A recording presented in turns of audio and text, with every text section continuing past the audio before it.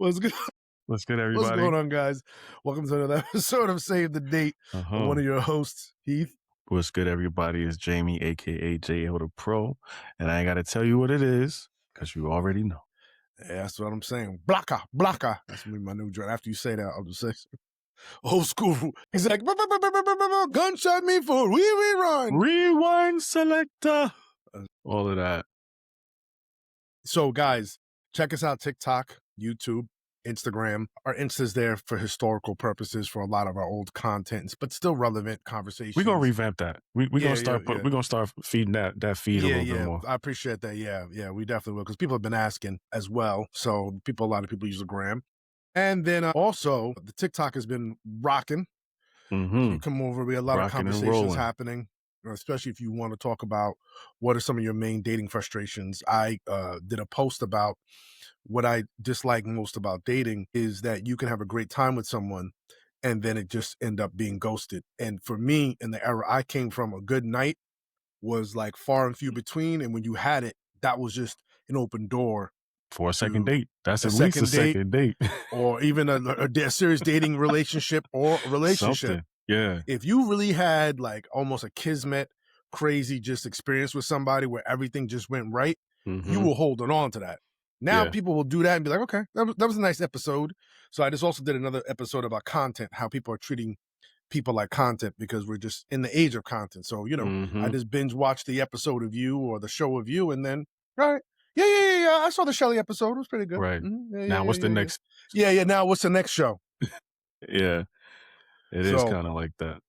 We're here again with Save the Date Reacts, pumping out these reaction videos. And we're just really going to be talking about how people sabotage love before it even has a chance. And the scarcity mindset that is gripping many of us in the current dating field or modern dating landscape, shallow standards, entertainment-based dating, and expecting other person to provide the happiness they have not built within themselves, which I'm happy to talk about because Jay, since I've known him over 20 years now, has always been a big proponent about pulling out your genius, pulling out your power from within before demanding someone else to put that power on you.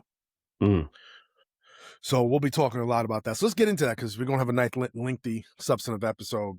This one is there are options, but you're just dating from panic. And this is an episode from Cam Newton's podcast with Kendra G Media.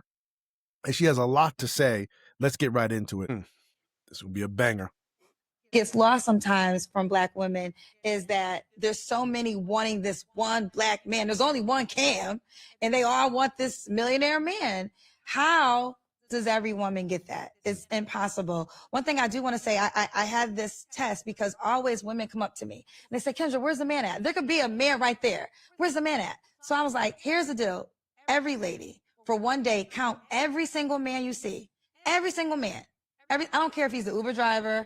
I don't care if he's the doorman. I don't care if he's the waiter. At the end of the day, you probably ran into, if you went outside, you probably saw 200-300 men if you went outside. And then they'll be like, but he was an Uber driver. He was a waiter. Like these men were literally invisible. Now, what if you're invisible to the guy you wanted to see? What if you're invisible? So what they say? Yeah. Like what if so it's this is why I said this is we're teaching on right? both sides. Yeah, on both sides we're teaching. A lot of times you're invisible to the person. And you can use that same analogy for the dudes. Yeah. Oh, well, with the dudes, I think men are having some men. See, you don't have this issue because you actually have money, right? There's some men. Okay, well, you don't have Cam's broke, so I'll take him out.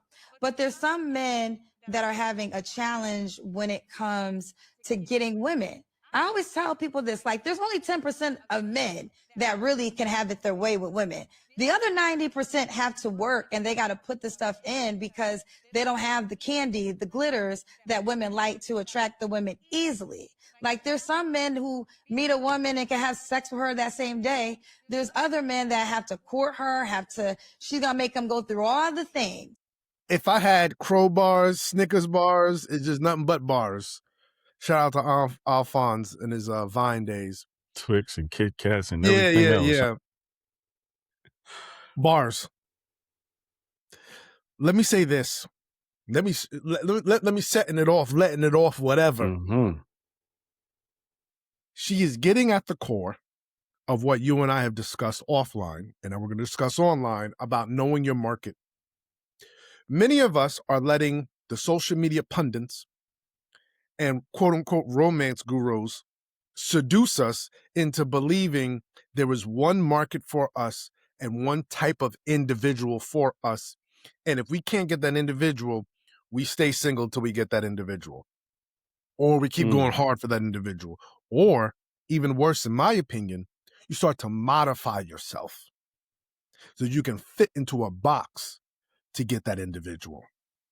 And the truth is, as Kendra said it, there's more than enough men. There's more than enough women. It's what is your market? My market is not a woman who expects a man to start cash flowing on day one. Nothing wrong with a woman who wants that. That's that woman's prerogative. Mm-hmm. That is not my market. I am not the man to start cash flowing on day one for a variety of reasons. Could be my personal beliefs, could be my inability to provide at that level, yet with cash flow, could be a myriad of reasons. I'm not that man for her. But I'm at the long-term market. And this is what Jamie always talks about, knowing your it factor. What is it about you that makes people uniquely tied to you? A lot of us overinvest in our looks, overinvest in our body. And I'm not saying don't present yourself well and don't, kick it up another notch with your body. I'm saying, what is your it factor? If you're a woman who wants conversation and connection, romance, James says final boss energy with someone taking care of you, then hey, you call me up. But there's going to be a lot that we're also going to have to work on because I have flaws and I have things that I'm in progress of working on. If I was single, I'm taken, but that's the point I'm making. I would have to fit in a certain market. Nothing wrong with that. And there's plenty of beautiful women. And I'm not talking about looks now either, or appearances either. Beautiful in spirit and character, beautiful in intention and vision, beautiful in purpose and career, beautiful in purpose and work, their self-work, their life work. There's more than enough. But when you start trying to pigeonhole yourself based on what someone else says you should have in order to impress people who don't even like you, you're going to have problems in your dating market. That's my honest belief or opinion I have. And I know it's hard for other reasons, but this is one thread we have to pull out now to truly examine and talk about it. Yeah. I mean, I think it's hard because abundance is a perspective, and that doesn't always align with people's reality. What she's talking about, you go out every day, you're going to see at least 200-300 men. Like, I don't know. I think she's in Atlanta. Obviously we're in a major city like New York, but I just don't know where there's 200-300 people that you're going to pass every day that are viable options. Like, I understand the premise of what she's saying. There are probably more eligible bachelors and bachelorettes for those who's saying there's not enough on either side, but you're not looking at those who would be looking at you. So yeah, I mean, this market, knowing your market conversation is definitely a good, like you said, it's a thread that has to be pulled on, but it is hard because, people really want to feel like they want their reality to look like the abundance perspective when for a lot of them it doesn't. And like she said, she's talking about the reasons why, and like you just said, you're not in your market. You're thinking because somebody that got money or can provide on a certain level gave me some burn, they took me home, they took me out, and we slept together. But now that I've done that, this is what I expect, or every man who approaches me should come like that. And not like she said, guys like Cam, the 10% of guys in the world, or 20%, whatever number she used, those are the guys who can have that. Not every man is going to be the kind of guy that women want. Clearly, there's 90% of guys. Now, here's what I will say about that. We know that there's this concept of Chad that women will break rules for. Yeah, according to the manosphere, yeah. Look maxing and all that. Won't I mean, listen, though. We know that it's true. Well, maybe you don't know, but I know that it's true from being out here. I've seen it with my own eyes. I've done some of the research. Yeah. And yeah, I mean, I think part of the reason why let me just talk about women for a second. I think part of the reason why they are saying that there's a shortage of good men is because they probably have a track record of dealing with, some jokers, some bad apples. Jesters. And let's just say on a percentage basis or using numbers, if 6 or 7 out of your last 10 interactions with guys have been with jesters, that's shaping and Yeah, of contouring your course. opinion about men. Of course. Absolutely. So, I can understand why a lot of them are saying, now, I don't necessarily subscribe to saying that just because they have a higher rate of dealing with jesters, that it validates, the opinion that most men are trash. But Mhm. I'm saying I can understand and acknowledge why a lot of them with the track records that they've had in the past have that opinion. For And sure. same thing, I think, for With men. It's like a lot of them probably were maximizing looks when they mhm, were choosing. You know what I'm mhm. saying? They were maximizing the video Yeah, vixen the body bunda. and all of that. Yes, that's what they were maximizing. The little bit of status that it gives you when somebody sees you with a baddie on your arm, Mhm, that's what they were mhm. prioritizing. And they realized, 2, 3 months in, yo, she's really just using me, Yeah. or she's really not as bright as I would like for my partner to Mhm, be. mhm, mhm. I mean, listen, on a scale from 1 to 10 on looks, No she's a question, 12 and she's a a half. dime. Exactly. But, maybe I like to be engaged a little bit more intellectually or emotionally. And Mhm. she just doesn't seem like she has that capability, or all of Yeah. her energy seems to be going into her exterior. Yeah, So, absolutely. Yeah, her presentation. hmm Yeah, yeah, for sure. I mean, and I think that one of the more important things to keep in mind for men is, listen, we all have fantasies. But me mm, and you did this analysis. If I met someone, trying to think of someone famous right now, a Rihanna, hmm you think Rihanna would look at me? And it's not even so much about my looks or my body. It's really about my pedigree and my insider status in the industry. right, You ain't got to be making a billion, but you got to have something that's on my level as far as a status and, access. And I don't have that. right, So what are you doing talking to me? And that's a big no-no in the industry. That's why a lot of them date within the industry. right. Even sometimes from the NBA, dudes will mess with the same groupies because those women understand the NBA protocol hmm and the unspoken rules of maintaining uh, understanding and connection in that clique. And I think a lot of men sometimes have to put that into perspective.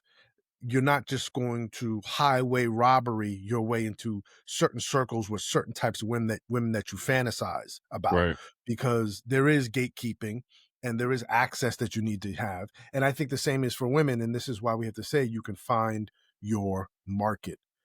Well, Find your market. And based on, for me, what your if factor is and what you're truly bringing to the table, to use that phrase.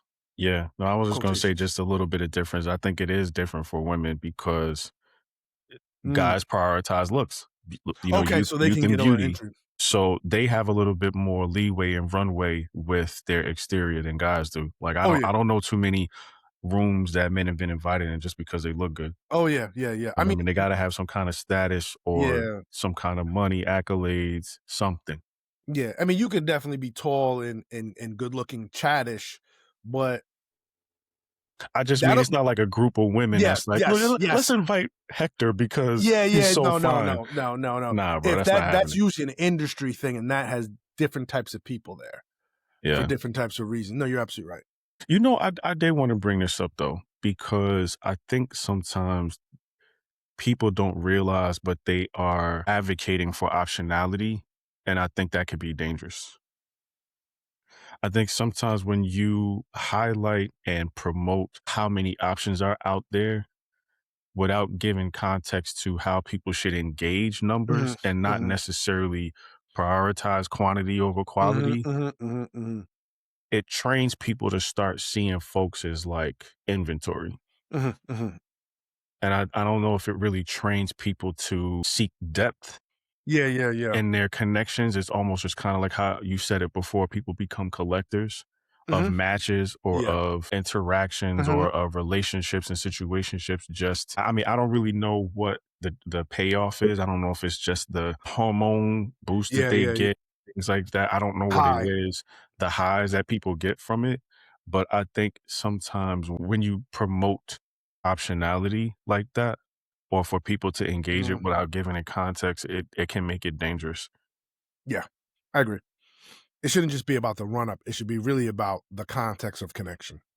Yes, absolutely. And speaking of which, let's go to our next video that really gets into the depth of connection. Like 16, 17, we was at the club. My uncle told me, stop looking at that that you want and start looking at that little funny looking in the corner just looking at you, because that woman finna do everything for you. That woman gonna turn mountains into molehills. The woman that you want gonna turn molehills into mountains. The value that a woman brings to the table makes her bad to me. So the looks ain't even gonna be the first thing. Y'all put that before everything. I'm putting what a woman's doing for me before everything. You could call me what you want, but you see with me, she doing something for me. She ain't giving me no problems. This woman treat me like a god. Yeah. So she bad to me. I don't give a fuck what she look like. I could get her lips done, her face done, her titties done, her teeth done. I can get all that done. Everybody want a bad why? I want to treat me right, because your life would be hell with a you look good but giving you problems every 2 seconds. I can't live like that. What do looks do for me? It gives me some status when I go out and other dudes see me with you. And if I don't give a fuck about the opinions of others, then really I just got dead weight sitting here. However you treat me is your status to me. She a 10 because she treat me right. And that's what more dudes should be having that in their mind, instead I just want the baddest. Well, to redefine what bad is to you.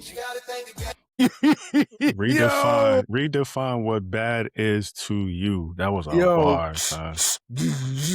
Your man off the Tupac and Bone Thugs and Harmony song. Yeah, son. Yeah.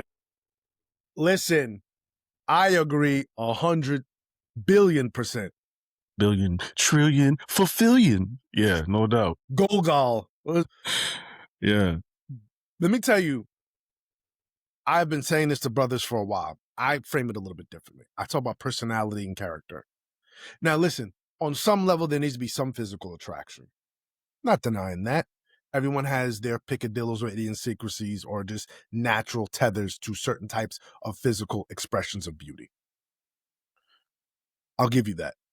But I agree with him. Some of what guys are looking for is not that. They go beyond to what is peak expression of femininity and beauty in this current era.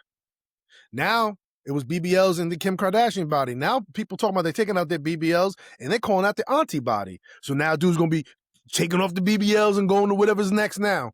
Because I can't be seen with a BBL woman or a woman with a natural posterior, because maybe she just got a big butt. No. Now I'm over here with the skinnies and the dreads. Oh, that's not working? Okay, now I'm over here with the box braids and the degrees. Okay, that's not working? And you just chasing after what makes you look good in front of other men. As opposed to what this gentleman was saying, character and togetherness. I care about how she treats me. And if she wants to get something done for her body to enhance her beauty, upgrade her assets, hey, I support that. That's you. That's your body. Whatever modifications your body can handle, we're gonna make it happen. But outside of that, it's about that character. I need to know what your character is, because he's right. They'll turn mountains into molehills. Mm-hmm. They'll innovate for you, create for you, create with you. Now, of course, I feel like you should be doing the same for them and with them, but we're just talking about his perspective now. Right. That's what a woman will do for you. And a lot of guys I do feel are overreaching. I hear guys sometimes talking. I get everyone has their, hey, I don't like this type of body or that type. I get that. You have your preferences. No problem. But I start to challenge people's preferences when I'm hearing decent women or good women around you and you just on some, because, don't really be dealing with. Because she's a size pouch. 10? Like, come on, bro. Like, you can't get her into the gym with you and work out a little bit? Like, that's, you telling me, I mean, because we hear this obviously a lot on the other side when women are like, oh, he was such a good man. He was a great man. He did all of these things, but I left because of X. Like, if you have all of these things, why trade it off for the 20%, the 80-20 thing? Hey, what did I say? What do you gain by losing everything you've gained? Everything you've gained. Yeah. What do you gain by losing everything you've gained? You know, son, I don't know if you remember this. It used to be pinned on our TikTok page, but I did we posted a clip of an episode when I talked about what my mindset was when I got married Yes, yes, and yes, got yes. lambasted for it. Yeah, But yeah. You essentially, tarred and bro, feathered you. this is what the mindset that I had when I was getting married. It wasn't out prioritizing looks, and I could have definitely done that. I Mhm, wasn't prioritizing body, and I definitely could have done that because I had some options that turned eyes when they walked in the room. mhm. Hold on, hold on. Now Shh, on the listen, Bible study, hold on. now listen. I say that to say at the end of the day, the things that I prioritized, acknowledged, recognized, loved about this woman, that's what turned my eyes when she walked in the room. And to Mm, you, like you talk about her character, her personality, things about, what to me, what I felt like was revealed about her virtue and her value and all of the things that she embodied, those traits, those mhm, characteristics. I was like, nah, that's something I could, attach my card to. mhm, I mhm, could do mhm, life with that. It wasn't just like, yo, she's the baddest one in the room. And, mhm. people were getting on me because to me, that was Yeah. a little bit more of a mature reflection. Mhm, mhm. And, when I hear what this gentleman is talking about, I think about the same things. Like at the end of the day, over time, them things are going to start to sag. Mm. Even if you do get them enhanced or And even if you augmented. are working around, Father Time, Yeah, like someone said, listen, AJ Wilson, undefeated. Ellison said that. Bodybuild Father dot. Time's Yeah. undefeated. So yeah, at some point, the skin is gonna get a little wrinklier, hair is gonna fall out. You're still gonna have something that carries you because it was never about that. Yeah, the value in what you saw in this woman or this person, it wasn't about their exterior. So Mm. yeah, man, I definitely feel like this dude was dropping some gems. His uncle steered him in the right Yeah. direction. Like, listen, sometimes you gotta redefine what bad is to you. Cause on the block, yeah, we know when certain chicks walk by, oh, who's the baddie? We know what it Mhm, is, mhm, mhm, but mhm. you also see that the baddie comes with baddie problems. Just like the around the way girl comes with around the way girl problems. Just like the corporate boss babe comes with corporate boss babe problems. Like Everyone got their issues. everyone's gonna have their issues, brothers. So just making sure Choose that wisely. that the package is nice and neat and sparkly and all of that. No, don't do it to yourself. I agree. I agree. Any more to say about that? No, no, that's it. All right, That was a let's get on banger. to the next one. Yeah. So this one is you're not dating for entertainment. You're dating for alignment. There are 7 dates that I think are mandatory before you decide if you want to be Intro, in a Tran. relationship with somebody. The first one is like a lunch or picnic date. For this, you just want to keep it clean, right? No alcohol, no loud music, not a whole bunch of distractions. Can we actually talk? I need to know how you think. I need to know your values. I need to know how you love, your love languages. A picnic date allows you to kind of just dive deeper into a person without all of the extra distractions. If we can't connect sober, we probably can't connect at all. The second date that I think is mandatory is some sort of gym or active date. I think healthy relationships should always prioritize health. I'm not saying you got to be perfect or a bodybuilder or do CrossFit, but if you don't care about your body, how are you going to show up as your best self in a relationship? Number three, a dinner date. I know we take these super casually, but dinner date tells me so much about a person. How you treat staff, how you spend money, how present you are, your table etiquette, and just overall how you present yourself. To me, class isn't what you wear, it's how you move. Date number four is some sort of fun or creative date night. Like, let's have some fun. Maybe an escape room, game night, game bar. I'm watching, I'm paying attention. Are you playful? Are you competitive? Are you open minded? Because life is not about always being serious. I need somebody who can enjoy life.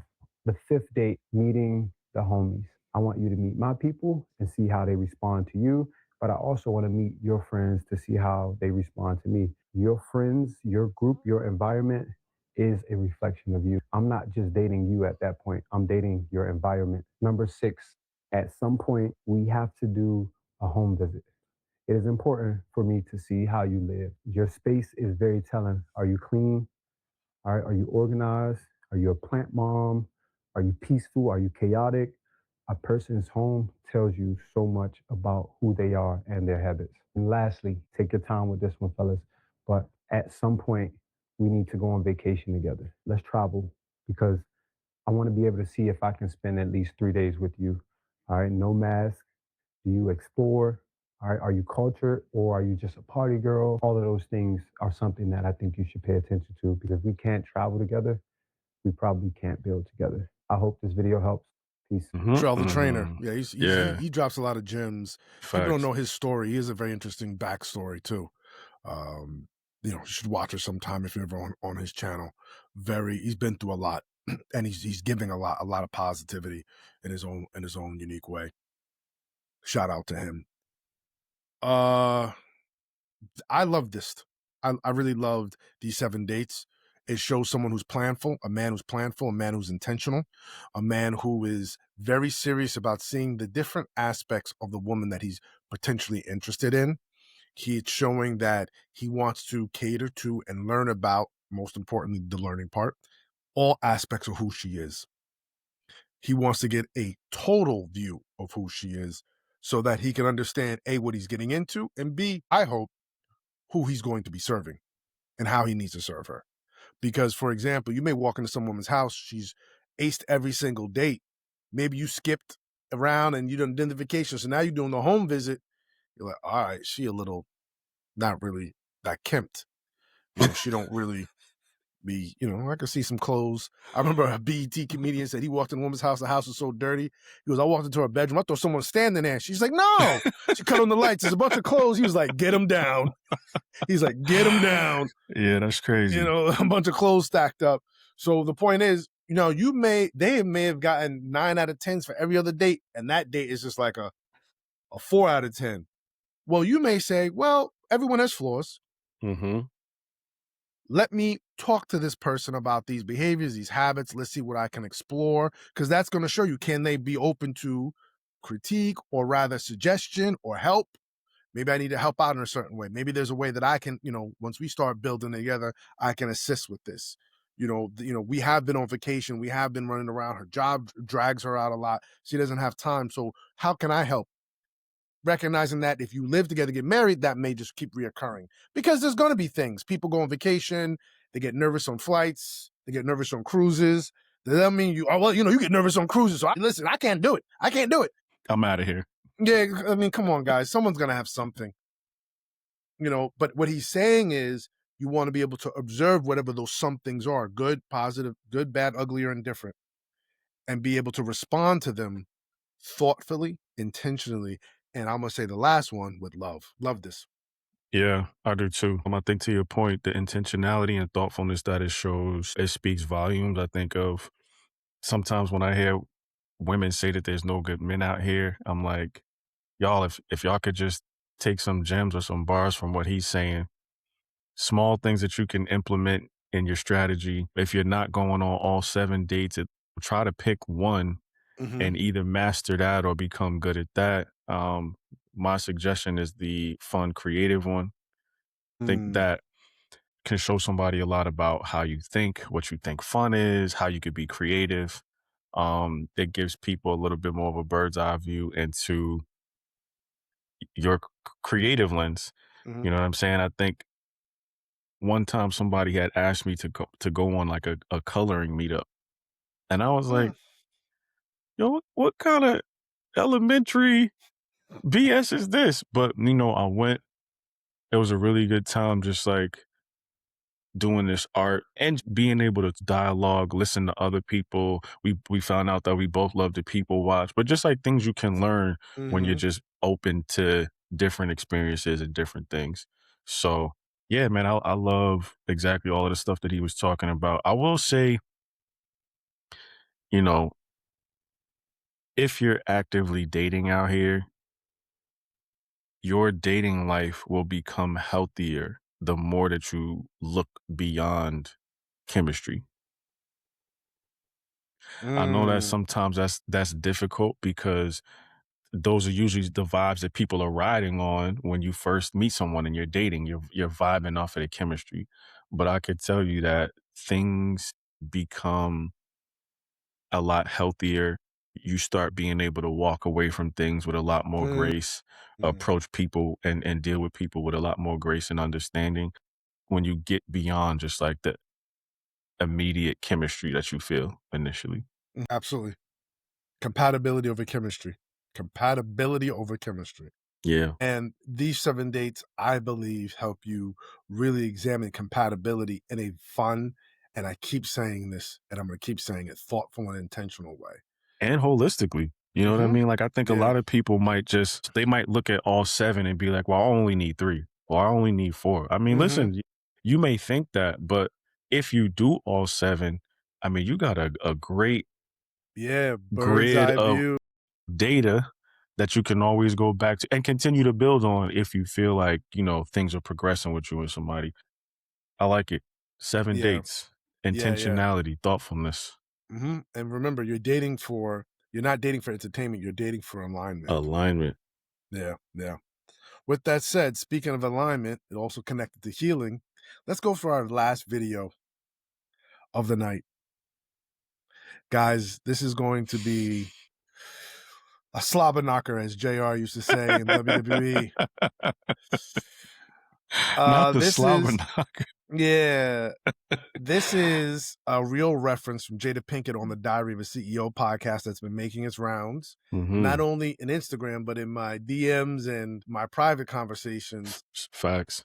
Group chats. People, Jada has been a lightning rod for attention for the last, I would say, 4 years, since 2022 when the slap happened with Chris, which led to the entanglement and other issues that were surfaced around that time. Her memoir, Will Smith's memoir, came out first than hers. And people have been questioning Jada. People have been hounding Jada. People have been tracking Jada. And people have been saying, no more Jada. Right? There's a lot of people who've been saying that. Yeah. That she is off the deep end, ungrateful, spiteful, toxic selfish individual, selfish, spouse. When Will Smith slapped Chris Rock, and I even heard from some women like, "Yo, look how she is." It's almost like if I had Will Smith, this is the kind of wife I would be. I wouldn't be out here talking about banging this and hooking up with that, and I definitely wouldn't be hooking up with my child's best friend. You're just an ungrateful. You feeling the you know what? Yeah. Red table talk. You need to be making some food on the table for Will. He looking too skinny. Yeah. Old aunties and down in the South tell you. Mm-hmm. You looking all meaty. You gotta get some meat on them Will Smith bones, and then you go in that bedroom. You take care of your man, girl. You out here just talking all the time. That kind of, I would say, ire has been aimed at Jada for the last 4 years, and she's been ducking and laying low and bobbing and weaving. She's been practicing the Philly shell. She's been doing her thing. Facts. Yep. She took some hits. She's been punching back. Yeah. Jada's been holding her own. Whether you like her or hate her, she is letting people know she's here to stay and being unashamedly herself. So with that said, let's get into this clip, and I want to unpack it with you. It's not his responsibility to make you happy. He can't. It's impossible. But it took me forever. Hard-headed, stubborn, because that romantic idea. And that's why I talk about checking the boxes. It's like, I did everything I was supposed to do. You get to have your dream. How come I'm not having mine? And that's because Will was doing what he wanted to do. He was making himself happy. He was making himself happy. And he says that to you, doesn't he? He says, when you separate, he says he wants you to go and... He's like, go make yourself happy. Go make yourself happy. I mean, I'll put that tone and inflection on it, but obviously he's saying it came from a more empathetic and compassionate place. Like, listen, I found my happiness. You seem to not be as happy, as fulfilled in your life with me and what you have going on. Yo, whatever it takes for you to be that, go out and find what that is. So, I guess. Yeah. Well, that's been tainted. Her journey's not been tainted. I think people's perception of her have been tainted because of what happened to August Alsina. Mm-hmm. Listen, let's start with the content of what she said, because I don't want to result or end up in ad hominem attacks against Jada. Yeah. What she said was very true. And when I first saw this clip, everybody, I sent it to Jay because Jay has been saying this for well over the last 17 years I've known him or more. That his argument is that if you are struggling with unhappiness, low self-esteem, low confidence, that is a journey that you have to take, not a journey you then impose upon your spouse to take with you. Now, your spouse being supportive and loving and caring will say, I will join the journey with you. But you are the leader on that journey. You are the innovator on that journey. You are the lead creative, the art director on that journey. They take advice and direction from you, not you taking it from them. And what Jay has constantly said, similar to Jada, your happiness is your responsibility. She even took it a step further and says they cannot make you happy. Impossible, she said. Impossible. I said to Jay, there are some people who are able to get a punch list of needs from their spouse and meet those needs, dot every I, cross every T. I got the Louis Vuitton bag. I got the Birkin. I got the trip. I got the luxury vacation. I got the yacht experience. I got your mama and them's doctor bills. I got everyone paid. And then you're still not happy. Or I took care of you. I packed your bags. I helped you out. I built your business. I had your children. And you're still not happy. And switch and mix match those roles. I know I gave some typical gender roles, but mix match them. However you want to mix match them, because it's not about pegging women a certain way or pegging men a certain way. I'm just giving you what some typical gender roles that are said online about what people expect from a man or a woman. And guess what? You can meet those needs and you are still unhappy. Those needs can be met, rather, and you're still unhappy because you're unhappy with yourself. Yep, unfulfilled with you. Your needs, while they're great and fine, they're being met, and now you're still unhappy because you're unhappy with yourself. You don't like yourself. You haven't dealt with yourself. One kid gets a Ninja Turtle toy in the 80s, he's happy. Another one gets one and says, how come it's not this other character? How come I didn't get 6? How come I didn't get 5? One kid's like, oh, I'm just happy I got, come on, playing with it. Right. And I go back to being a child because a lot of us have to go back to that era in order to understand sometimes the origin of our unhappiness. I'm not a clinician, so I'm not going to go any further than that. But it's about understanding the role you have in understanding your own joy and not forcing your spouse, cajoling your spouse, coercing your spouse into being the Svengali of your joy, the guru of your joy. Yeah, the spin master of your joy, the source of your joy. They can participate and support, but you are the lead creative director. Yeah, I like that. Relationships can support, or like people in relationships can support happiness, but it can't manufacture it. Absolutely. That's not their job. Absolutely. Yeah. And I like what you just surfaced too about people recognizing and defining their own happiness and joy. I heard a pastor once say, the power to define is the power to fulfill. Yes. So if you can define for you what happiness and joy is and find what that is from within, as Heath just mentioned, you're simply just inviting someone into a world of happiness that you've created. They can now participate in. Now, your world of happiness is still going to have some interruptions and disruptions. It's still going to go through that. But because you've created it and it stands on its own foundation, when someone else comes in and maybe does something you don't like, your standard is still there. Your foundation is still there. How you choose to move and respond and react, like that stuff is still in place. But you have the power to define and fulfill what that joy and that happiness is. And I know it's an old spiritual saying, but listen, the world didn't give it and the world can't take it away. Your joy is really your own. Your happiness is really your own, and it's your own journey, like we're talking about, to create and develop and define that and build that up so that someone else can participate in that. It's not, we're saying it's not their job to build the house. Yeah. Yeah. I totally agree. And it was refreshing for me, just and I'll switch gears to Jada, off the message to the person. It was refreshing to hear Jada talk like this Because I think the more that celebrities, married celebrities, speak about this, the more it gets out into the ether, it gets out into the conversation sphere, and people start to see and listen because people listen to celebrities, even celebrities they're looking to malign or hate. Right. And Jade is one of those people. Most people I know are looking to, they always look at her with a bombastic side eye. Yeah, bombastic side eye. Yeah, for sure. But it's great that a celebrity is saying this, a married celebrity, because it allows for us to see another side of marriage that often doesn't get marketed to us. And we miss that message at times because we don't have the premarital counseling, the premarital therapy, or our own personal therapy and clinical examination going on about what is ultimately driving us. Sometimes we're too ashamed to admit what actually makes us happy or brings us joy. Yeah. Yeah, that's a really good point, bro. It just really brought to mind when Michelle Obama was on her media tour and she was like, yo, it was 10 years that I just didn't like this man. And you know, how she got him in front of the therapist, like, yo, you need to do something with this. Fix him.